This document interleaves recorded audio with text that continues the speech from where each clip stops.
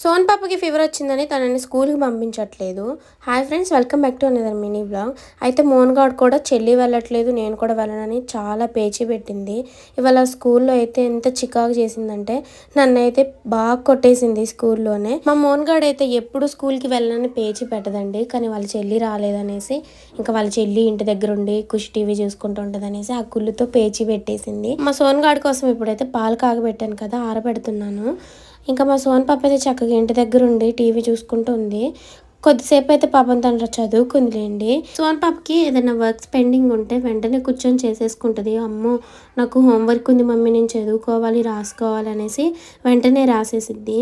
మొన్నైతే తెచ్చిన ఉప్పు చేపలను అయితే ఫ్రై చేసుకొని తిందామనేసి ఇంక ఇప్పుడైతే ఉప్పు చేపలను అయితే ఉడకబెడుతున్నాను. మంచిగా నీట్గా కడిగేసుకోవాలి. ఆ తర్వాత ఎక్కువ నీళ్ళు పోసి బాగా మరగనివ్వాలి.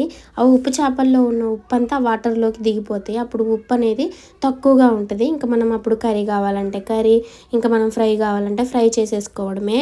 నేనైతే ఇన్ని రోజులు ఈ టిప్ తెలియక ఉప్పుని చేపలను మొత్తం మధ్యలోనే పడేసేదాన్ని. ఇంకా ఇప్పుడైతే మా సోన్గాడైతే చూడండి చక్కగా కూర్చొని రాసుకుంటుంది.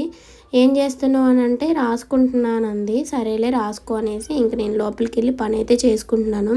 చాలామంది నా జుట్టు పెరుగుతుంది అక్క, మీరు ఏం షాంపూ ఏం ఆయిల్ యూస్ చేస్తున్నారు అనేసి చాలా క్వశ్చన్స్ అయితే వస్తున్నాయి. ఇదిగోండి నైల్ షాంపూ, అలాగే ఆల్మండ్ ఎయిర్ ఆయిల్, ఇవైతే నేను యూస్ చేస్తున్నాను. వీడియో నచ్చితే లైక్ చేయండి. Bye, have a nice